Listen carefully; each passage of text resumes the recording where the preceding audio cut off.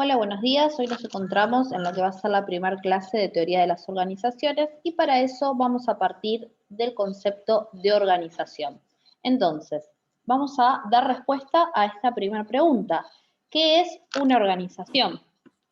Vamos a decir que una organización es un sistema social que tiene un objetivo en común, que realiza actividades para poder lograrlo, utilizando diferentes recursos. Siempre que hablemos de sistema, vamos a hablar de partes que se relacionan entre sí. Y en este caso, como hablamos de un sistema social, estamos hablando de personas. Es decir, que una organización va a ser un conjunto de personas que va a realizar actividades diversas con diferentes recursos para justamente lograr un objetivo. Para poder funcionar, toda organización va a contar con 5 elementos. El primero, como bien dijimos anteriormente, va a ser un objetivo, es decir, ¿qué quiere lograr la organización? ¿A qué quiere llegar? ¿Sí? ¿Por qué motivo se está justamente organizando? Va a realizar esas actividades en pos de algo. Eso lo vamos a llamar objetivo, ¿sí? Y siempre que lo planteemos va a ser a largo plazo. Para poder llegar a ese objetivo, vamos a tener ciertos pasos previos, ¿sí? Que eso lo vamos a denominar metas. Van a ser a corto plazo y van a ser de forma cuantitativa. ¿Qué quiere decir? Que siempre que planteemos una meta, vamos a hacerlo a través de una forma contable, ¿sí? A través de una cifra, de un porcentaje, de una cantidad. Entonces, objetivos y metas, si bien son dos conceptos separados, van a ir de la mano, es decir, al ir logrando ciertas metas de corto plazo, voy a llegar al objetivo final que es a largo plazo.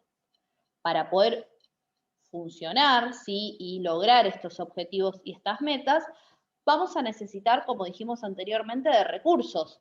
Los primeros recursos y los más necesarios van a ser los humanos, es decir, todas las personas que forman parte de la organización.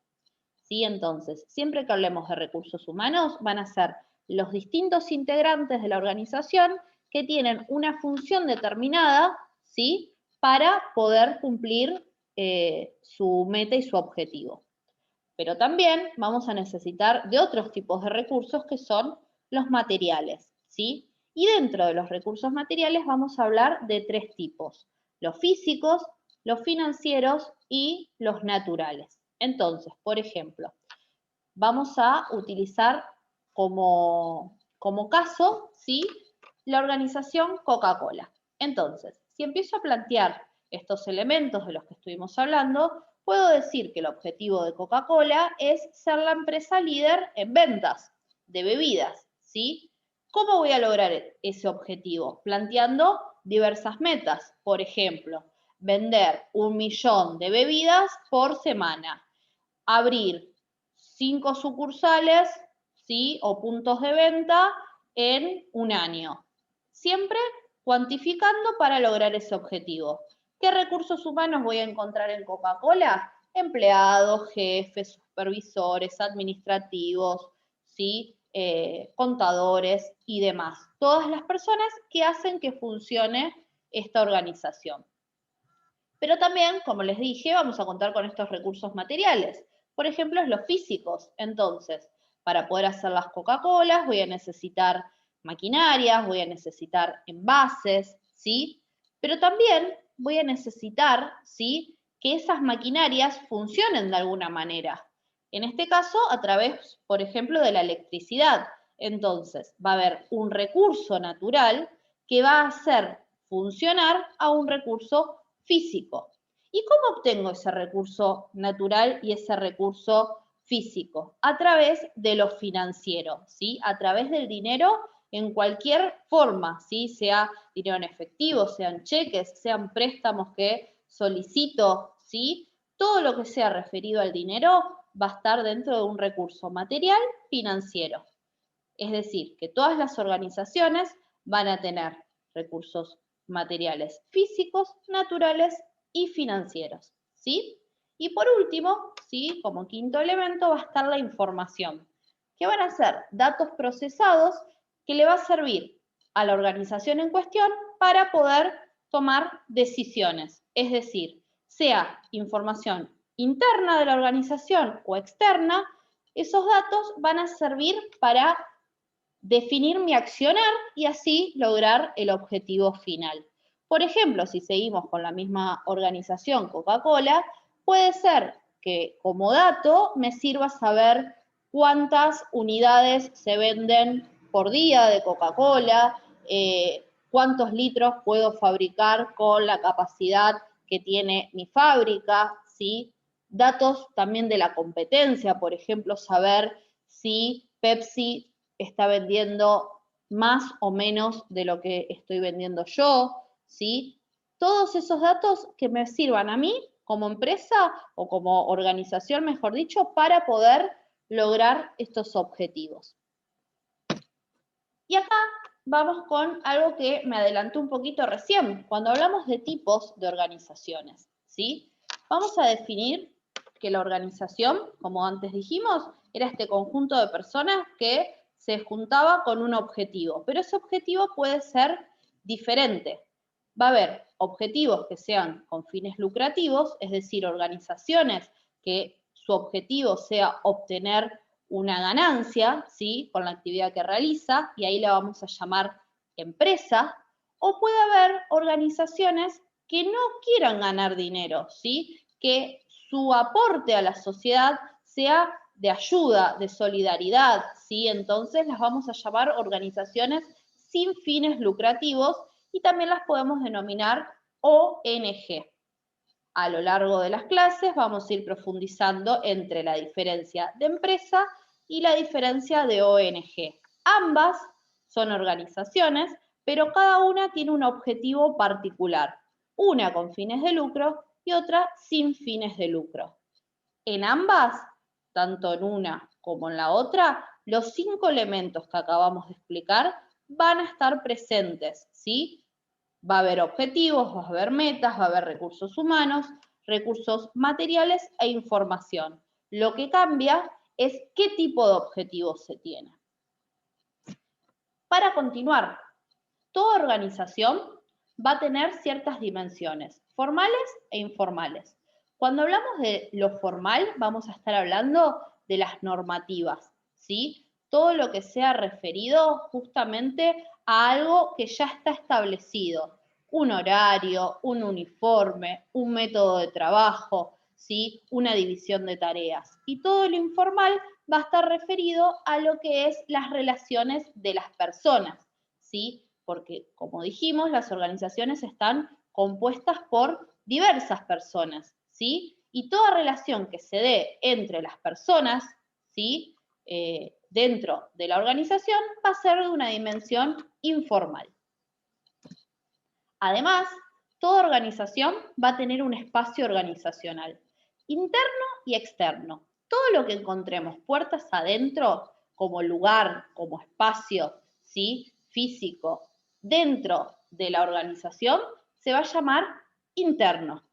Ejemplo, si seguimos con Coca-Cola, ¿sí? Con esta organización, podemos decir que las fábricas, ¿sí? Las distintas oficinas, los distintos sectores, va a ser un espacio interno.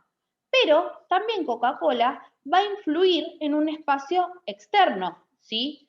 ¿Dónde? En los distintos lugares o los distintos puntos donde se va a comercializar ese producto, o también pensando en proveedores que me puedan ofrecer a mí materias primas para realizar mi producto, ¿sí? Entonces, esos espacios que no forman parte de mi organización de modo interno, sí tienen cierta influencia en lo que es lo exterior.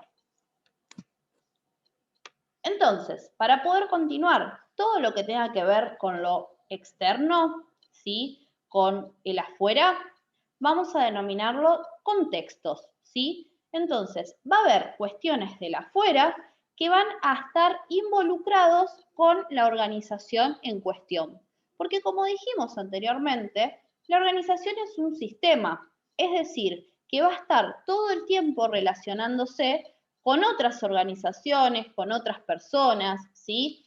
Entonces va a estar influenciada de distintas maneras. Acá vamos a poder observar que hay tres tipos de contextos, ¿sí?, que vamos a desarrollar, según el nivel de vinculación, según el nivel de incertidumbre y según las posibilidades de crecimiento y desarrollo. Si nos centramos en el primero, en el contexto un nivel de vinculación, podemos hablar que va a haber un contexto próximo, un intermedio y un general. Si hablamos de lo próximo, es lo que sí o sí debe existir para que se pueda dar la organización. Por ejemplo, el contexto próximo de Coca-Cola van a ser sus empleados, van a ser sus compradores. ¿Por qué? Porque si no tengo quien me compre el producto, difícilmente yo pueda seguir produciendo, ¿sí? Entonces, sí o sí necesito de eso para que la organización funcione. Cuando hablamos de un contexto de vinculación intermedia, vamos a estar hablando de otras organizaciones que se dedican a lo mismo que me dedico yo. En este caso, podemos decir que la vinculación intermedia de Coca-Cola será Pepsi, será Manaos, serán otras empresas de bebidas. Y dentro de la vinculación, ¿sí?, vamos a ver lo que es lo general, que dentro de lo general hay distintos ámbitos: lo social, lo político, lo cultural, lo geográfico, lo económico, ¿sí? Cuestiones más generales, pero que van a influenciar el desarrollo de mi organización, ¿sí? Entonces, tengo que ver si hay alguna medida política, por ejemplo, si se establece algún tipo de legislación para poder elaborar una bebida en particular, supongamos a modo de ejemplo, eso va a influenciar o no a mi organización.